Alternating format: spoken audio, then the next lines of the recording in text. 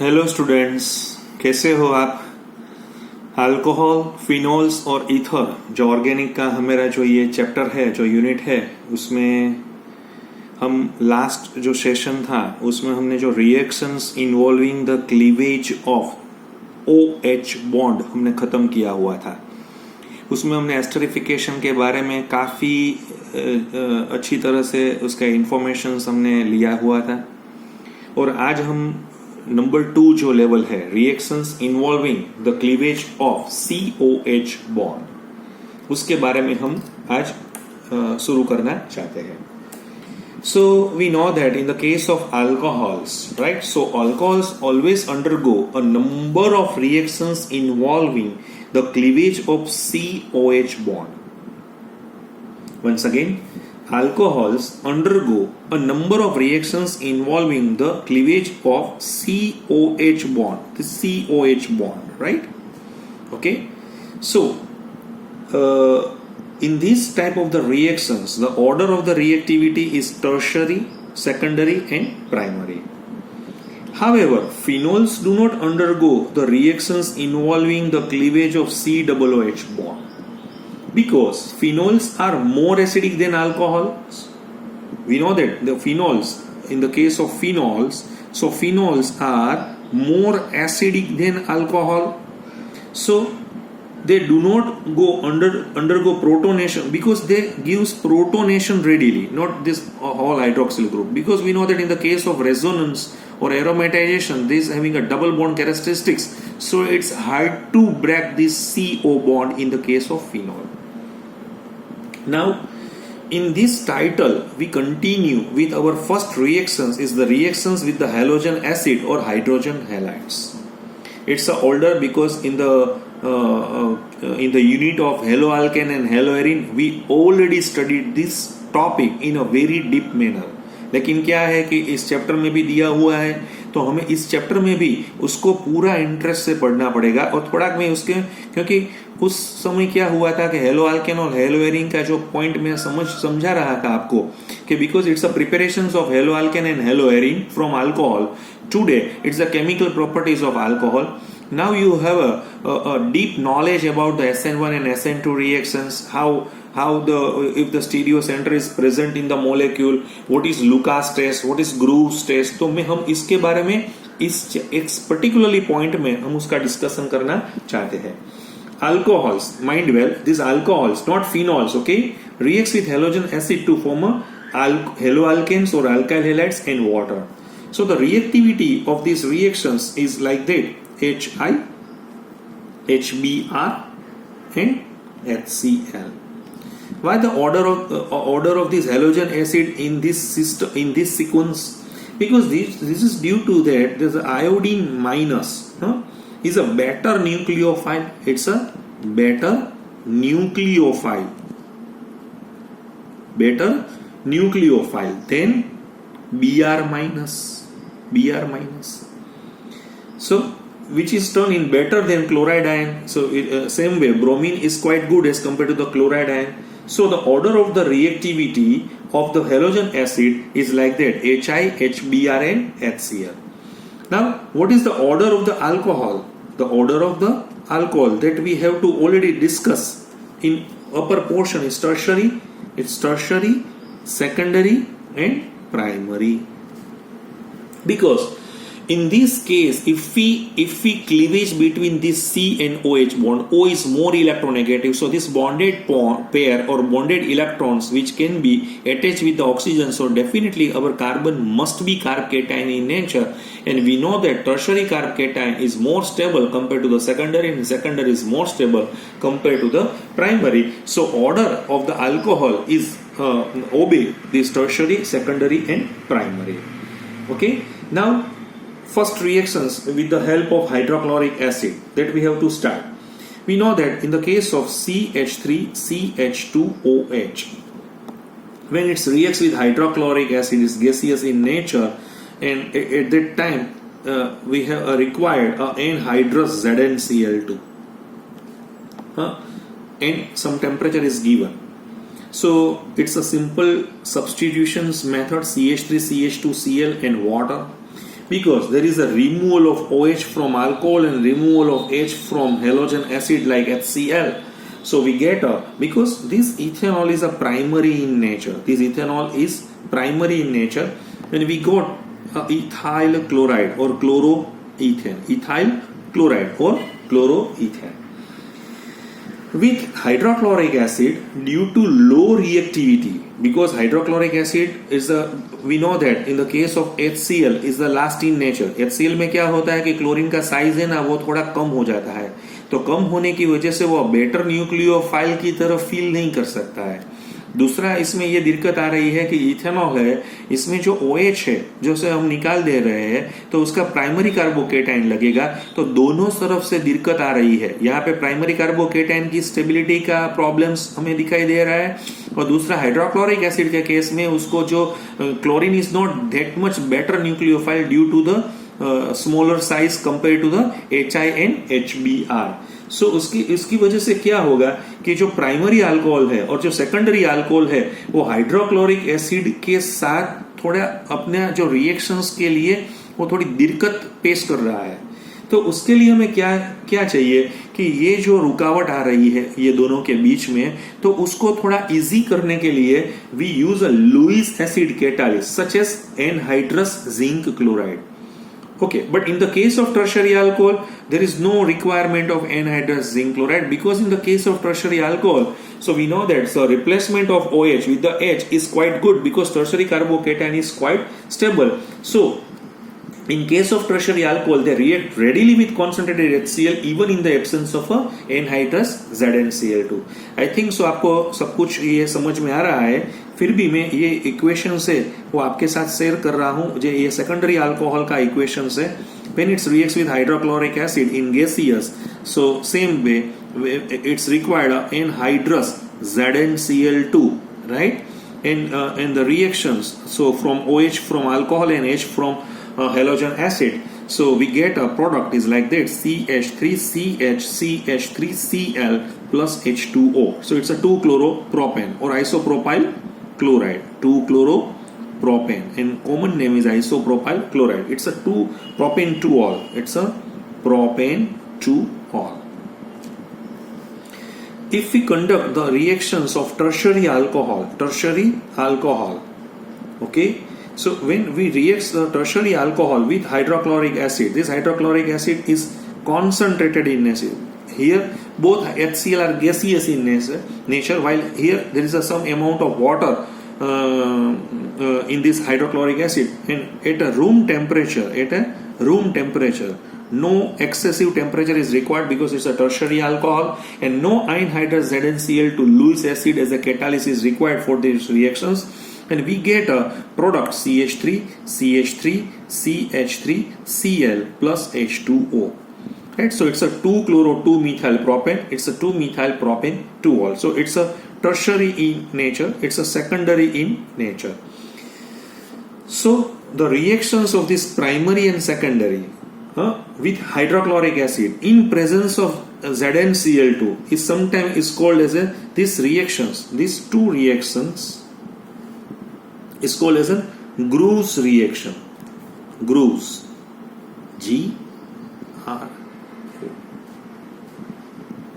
It's a Gru reaction, okay?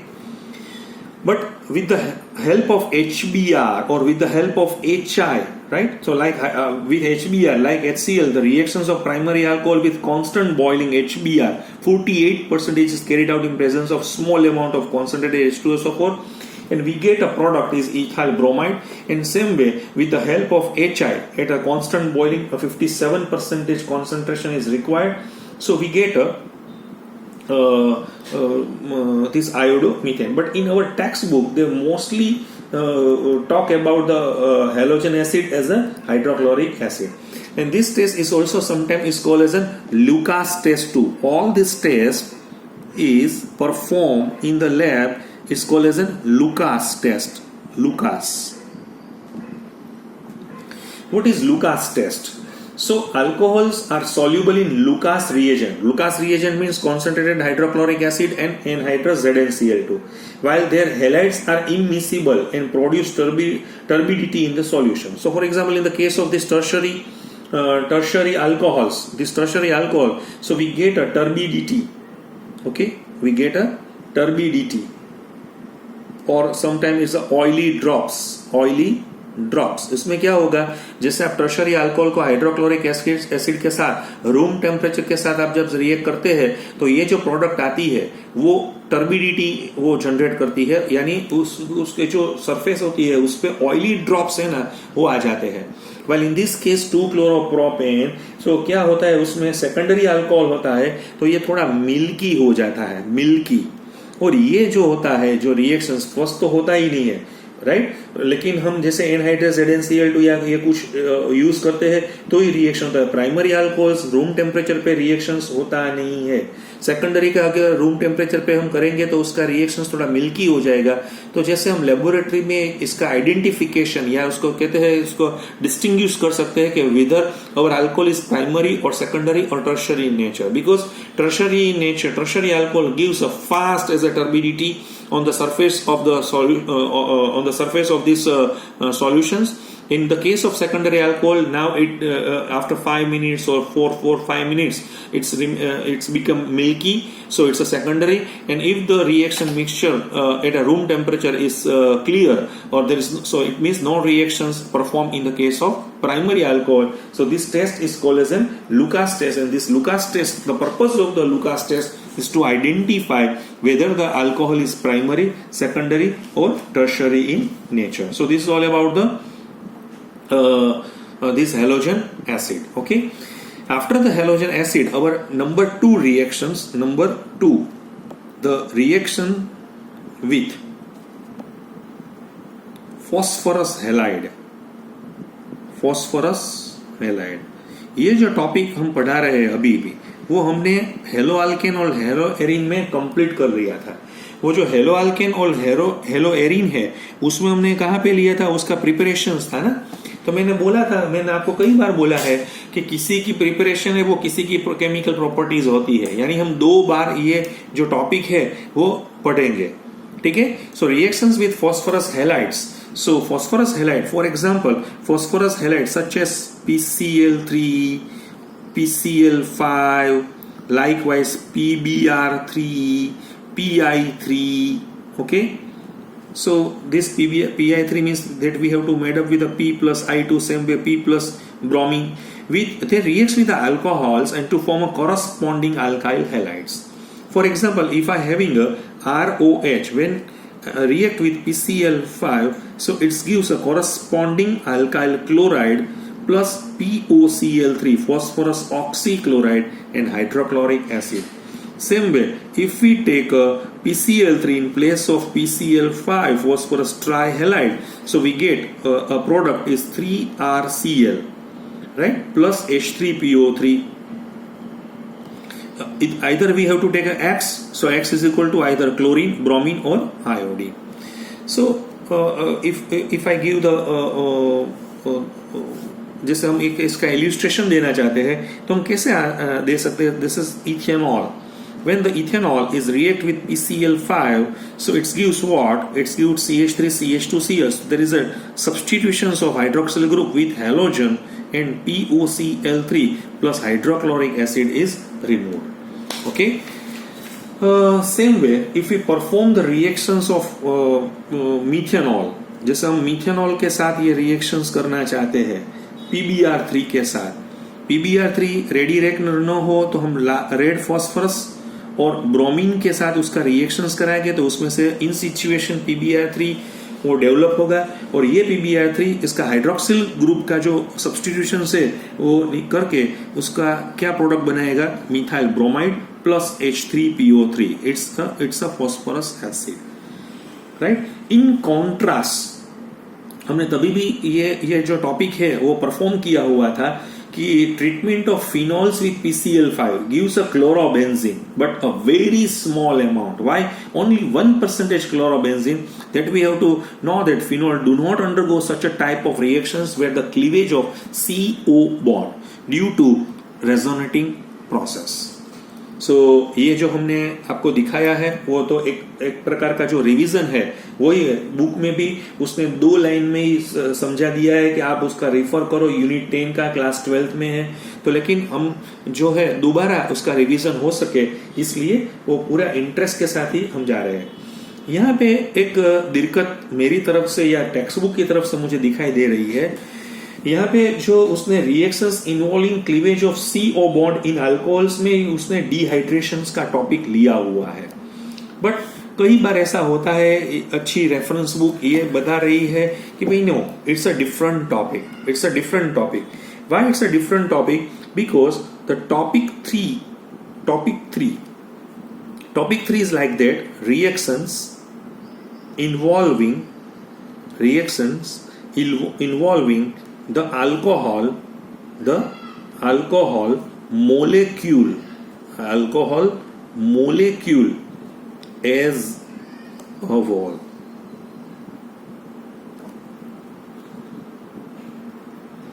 पूरा alcohol का जो मोलेक्यूल है उसके साथ रिएक्ट होगा। फर्स्ट में क्या था, हमने O और H के बीच में क्लीवेज किया हुआ था। दूसरे में क्या था, हमने COH में C और O के बीच में उसका ब्रेकिंग किया हुआ था। लेकिन यहाँ पे क्या हो रहा है, तीसरे में reactions involving the alcohol molecule as a whole.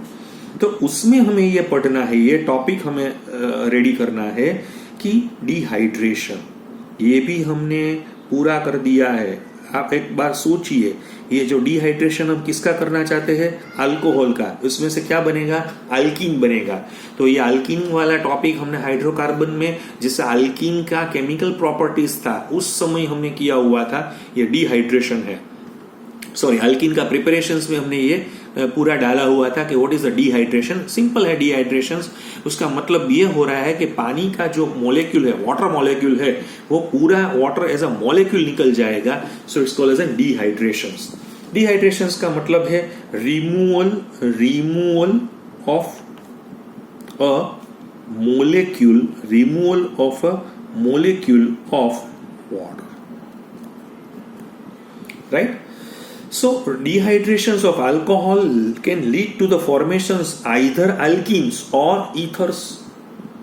इसमें से 2 हो सकते हैं, एक अल्कीन भी हो सकता है और दूसरा इथीन भी बन सकता है।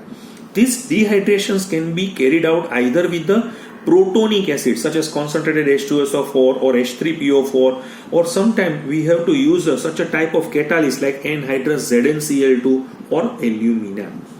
सो हम इसको पहले किसके साथ हम जोड़ना चाहते हैं, तो उसमें भी मैं थोड़ा डिटेल में जा रहा हूं। मेरा एक लेक्चर है, वो आप पूरी तरह से आप उसको ऑब्जर्व कीजिए। मैं तो आपको यही सलाह देता हूं कि जैसे मेरा लेक्चर शुरू हो, आप पहले अपना आपका जो रफ वर्क है या आपके पास कोई पेज है, तो उसमें मेरे साथ भी उसका जो पॉइंट्स है वो लिखने का आप कोशिश करिए, राइट? दूसरा, उसको समझने की भी कोशिश करिए। उसके बाद जैसे मेरा लेक्चर खत्म हो जाता है, फिर आप उसको NCERT टेक्स्ट बुक के साथ कंपेयर कीजिए।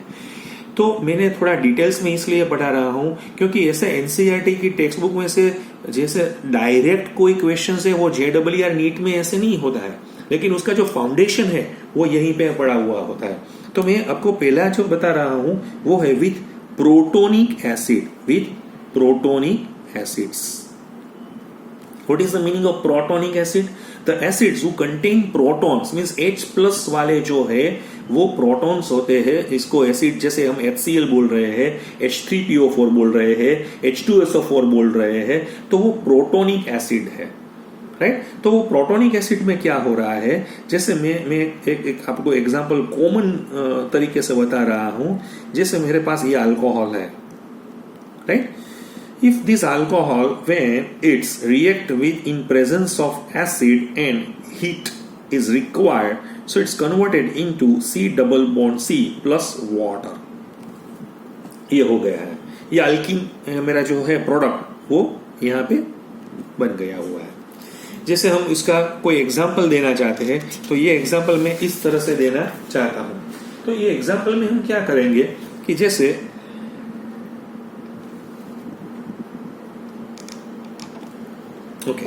ये एग्जाम्पल हम इस तरह से देना चाहते हैं कि जैसे मेरे पास इथेनॉल है, CH3CH2OH, आपको बताना है ये रिएक्शंस डिहाइड्रेशन है, लेकिन ये डिहाइड्रेशन रिएक्शंस किस टाइटल के अंदर आ रहा है। तो हम जैसे उसका कॉन्सेंट्रेटेड H2SO4 के साथ हमने ये जो रिएक्शन डाला हुआ है, तो ये रिएक्शन हम जैसे इसको परफॉर्म करेंगे नियर अबाउट 170 डिग्री सेंटीग्रेड के साथ हम परफॉर्म कर रहे हैं, तो वो क्या होगा, so it's gives CH2 double bond CH2 and water molecule is removed, right. This is the example of a ethanol we know that it's a primary alcohol. क्या हुआ इसमें, आपको सभी को पता चला। देखो, hydroxyl group connected carbon is alpha in nature and the neighboring of alpha is beta in nature, and this beta is containing hydrogen. So this is the elimination reactions, and in elimination it's a beta eliminations reactions or 1-2 eliminations reactions. So इसमें क्या होता है कि जैसे alpha position में से OH और beta में से H निकल के पानी का जो मॉलिक्यूल है वो निकल गया हुआ है, और हमें जो प्रोडक्ट यहाँ पे मिल रहा है वो कौन सा है, इथीन का मॉलिक्यूल हमें मिला हुआ है। आप पूरी तरह से समझ रहे हैं, it's nothing but it's a beta elimination reaction, beta elimination reactions, okay fine. और समटाइम इसको 1-2 इलिमिनेशन रिएक्शंस टू। हम उसको सेकेंडरी के साथ जैसे हम ट्राई कर रहे हैं, मेरे पास सेकेंडरी अल्कोहल है, तो सेकेंडरी अल्कोहल में ये रिएक्शंस थोड़ा इजी हो जाएगा। क्यों इजी हो जाएगा, क्योंकि ये रिएक्शंस में OH जैसे हम निकल रहे हैं तो ये कार्बोकेटाइन बनेगा, तो ये कार्बोकेटाइन सेकेंडरी कार्बोकेटाइन है। तो ये हमने एक बार आगे भी हाइड्रोकार्बन पोर्शन में भी मैंने ये डाला हुआ था कि उसके लिए simply you have 85% of H2SO4 is required, कितना 85% जो H2SO4 है वो हमने, और ये भी नियर अबाउट 170 डिग्री सेंटीग्रेड के टेम्परेचर के पे वो ये प्रोपीन बना देगा, CH3 CH double bond CH2। तो इसमें डिफरेंस क्या आ रहा है, तो उसमें आपने कॉन्सेंट्रेटेड डाला हुआ था, इसमें 85% से भी काम चल रहा है, क्योंकि OH connected carbon is alpha and both beta are identical in nature, so we get a single product is called as propene and water molecule is released, right? Same way if we take ये हमने secondary alcohol डाला हुआ है, अब हम tertiary alcohol के साथ ये जर्नी शुरू कर रहे हैं। ऐसे मेरे पास है 2 में IUPAC नाम अभी मैं बहुत थोड़ा कम लिखता हूँ, लेकिन मैं बोल रहा हूँ तो इसका टर्शरी अल्कोहल है, राइट। इसको 2-methyl प्रोपेंटोल में हम बुला सकते हैं। तो इसमें क्या हुआ कि only 20% of concentrated H2SO4 is required and the temperature is required only 85 degree centigrade. 85 means is near about 358 Kelvin, okay? So we get a product CH3 double bond CH2 और वाटर निकल गया। क्या हुआ, ये भी बीटा एलिमिनेशन रिएक्शन है। OH connected carbon is alpha and all और identical beta, कहीं पे भी आप जाए सभी बीटा एक ही है तो आपको एक ही प्रोडक्ट मिलेगा, और सभी बीटा के पास हाइड्रोजन तो है ही, तो ये आपको मिलेगा। ये जो प्रोडक्ट है उसको हम बुला रहे हैं 2-methyl प्रोपीन के नाम से, तो ये आपको 2-methyl प्रोपीन मिल रहा है। सो इसमें आपको ये पता चला कि the ease of the reactions, right, तो they follow the order, they follow, कौन सा ऑर्डर उसने फॉलो किया हुआ है कि टर्शरी, उसके बाद में क्या आया सेकेंडरी, और इसके बाद में क्या आया प्राइमरी, राइट। सो ये जो टॉपिक हमने अभी आपको बताया हुआ है, आपकी NCERT बुक में भी यही टॉपिक उसमें उसने डाला हुआ है। फिर उसमें उसने मैकेनिज्म की भी बात कुछ की हुई है कि जैसे ये मैकेनिज्म है, ये जो डिहाइड्रोजिनेशन है वो कौन से मोड से वो निकल रहा है। और दूसरा मैंने आपको ये भी बोला था कि ये जो actions of with a protonic acid है, और दूसरा है action of concentrated sulphuric acid at a different temperature, it's a different temperature.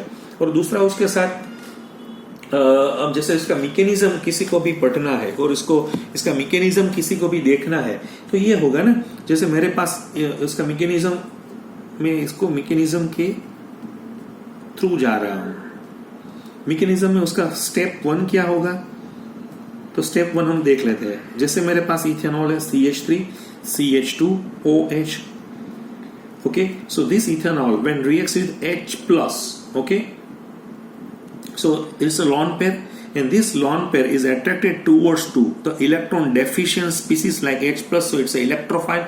It acts as a nucleophile, so it's a formation of protonated alcohol. It's a nothing but it's a formation of a protonated alcohol. So ये plus है और इसके पास lone pair है, तो ये है protonated alcohol. Clear? Okay. दूसरे step में क्या होगा, तो ये जो स्टेप 2 है, तो ये प्रोटोनेटेड अल्कोहल में थोड़ी दिक्कत हो रही है. किसको दिक्कत हो रही है? उसमें ऑक्सीजन को दिक्कत हो रही है. क्यों हो रही है? क्योंकि ऑक्सीजन है ना, ये प्लस पोजीशन में है और मोर इलेक्ट्रोनेगेटिव होने के बावजूद भी वो प्लस है. तो वो क्या करेगा, तो वो ये जो बीच का ये इलेक्ट्रॉन है वो अपने पास ले लेगा ताकि वाटर के रूप में वो निकल जाए और उसको कार्बोकेटाइन में डाल देगा. सो CH3 CH2 प्लस हो जाएगा और वाटर निकल जाएगा. सो ये क्या हो गया, इथाइल कार्बोकेटाइन हो गया, इथाइल कार्बोकेटाइन. और यही जो रिएक्शन है, यही स्टेप क्या है, स्लो है. हम हर बार बोल रहे हैं कि in the 12th standard there is a one lesson regarding to the how to find out the rate of the reactions. The name of the lesson is chemical kinetics. Chemical kinetics में बता रहे हैं कि जो slow है वही rate determining step होता है और वही इक्वेशंस है उसका जो नेम है, जो ये रिएक्शंस का नेम क्या हमने डाला हुआ है, उसका एलिमिनेशंस बोल रहे हैं कोई लोग, कई लोग बोल रहे हैं इस बीटा एलिमिनेशंस, कोई बोल रहे हैं 1-2 एलिमिनेशंस, कोई बंदा बोल रहा है उसको डिहाइड्रेशन भी बोल रहा है. लेकिन ये जो डिहाइड्रेशन है ये बराबर है, लेकिन ये जो टाइटल है वाया कार्बोकेटाइन होके जा रहा है. So it's a major step और it's a interesting step and this that's why this reactions is called as a now eliminations reactions, because now in this step is the eliminations of a water molecule. And this okay, उसके बाद में क्या होगा, step 3 आएगा. Now in the case of step 3 where we have a CH3CH2 plus, अच्छा मैं उसको इस तरह से भी लिख सकता हूँ CH3CH2 plus. ये जो स्टेप है वो फास्ट स्टेप है. उसमें क्या होगा कि जो ये हाइड्रोजन है उसका जो पेयर है वो यहाँ पे चला जाएगा और is converted into CH2 double bond CH2 plus H plus. So we get a product is ethene. Okay, so here in this case there is a elimination of a proton. This is elimination of proton to form a ethene.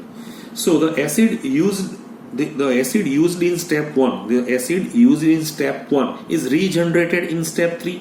Therefore, to drive the equilibrium towards right, ethene is removed. जैसे उसको हमें ये जो बन रहा है फिर से ये यूज होगा, तो हमें क्या करना पड़ेगा, उसको फॉरवर्ड डायरेक्शंस में लेने के लिए हमें जो इथीन बन रहा है उसको निकालना ही पड़ेगा. तो ये जैसे जैसे हम निकालते जा रहे हैं तो वैसे वैसे हमारा जो रिएक्शन है वो आगे आगे बढ़ता जाएगा. तो ये जो है हमने जो मैकेनिज्म बताया हुआ है, अभी मैं उसको आपको एक इंटरेस्टिंग मैं उसमें एक सिनेरियो बता रहा हूँ. ये तो हो गई बात हमारे NCERT टेक्स्ट बुक की तरफ से. अब मैं आपको थोड़ा डिटेल में एक और 2 एग्जांपल ये रेफरेंस में आपको मैं बता रहा हूँ. जैसे उसको पूछा भी है, उसका NCERT का आप पेपर देख लीजिए और दूसरा पेपर है JEE का. ये एक कंपाउंड है, जैसे मैं आपको बता रहा हूँ मेरे पास कंपाउंड है CH3, दिस इज CH2 और OH. हमें बात पता है ये इसका जो नेम है इट्स 2-methyl प्रोपेन 1-ol. देखिए it's a primary alcohol, yes, because OH connected carbon is sp3 is connected with 1, so it's a primary nature. वो जो एग्जाम में क्या वो बता रहे हैं कि जैसे हम इसमें H प्लस डालना चाहते हैं और दूसरा इसमें से वाटर निकालना चाहते हैं. तो जैसे ऑर्डिनरी स्टूडेंट्स है वो क्या सोचेगा, जिसको थोड़ा थोड़ा जैसे NCERT का लेवल ही उसका क्लियर हुआ है, उसका GOC इतना बढ़िया नहीं है, तो वो क्या सोचेगा, यहाँ से OH निकलेगा, यहाँ से अल्फा में से OH निकलेगा, बीटा में से H निकलेगा, so there is a pi bond between, so it's our main product. Okay, no, it's another point. उसमें एक प्रॉब्लम ये आ रहा है, जैसे हमने एक बार कार्बोकेटाइन जैसे पढ़ा हुआ था, डेफिनेटली आप सच्ची बात बता रहे हैं कि जैसे ये फर्स्ट वन ये प्राइमरी कार्बोकेटाइन बना हुआ है पर वो लेस स्टेबल है. Is there any possibility this primary carbocation now became secondary और tertiary? Is there any possibility? जैसे जो पॉसिबिलिटी लग रही है तो उसमें क्या होगा, क्योंकि उसमें ये हो सकता है कि ये जो मिथाइल है आपका पूरा मिथाइल, राइट, वो यहाँ पे शिफ्टिंग हो जाएगा. जैसे मिथाइल यहाँ पे शिफ्टिंग हो जाए तो कार्बोकेटाइन यहाँ पे शिफ्टिंग हो जाएगा। सो उसको क्या बोलते हैं हम, 1,2 मिथाइल शिफ्टिंग और शिफ्ट। तो हमें ये प्रोडक्ट हमेरा हो गया CH3 CH, it's a secondary carbocation, and this is CH2 CH3, right? So it's a secondary carbocation, so compared to this it's a more stable in nature. So now we have to use a Satzef rule,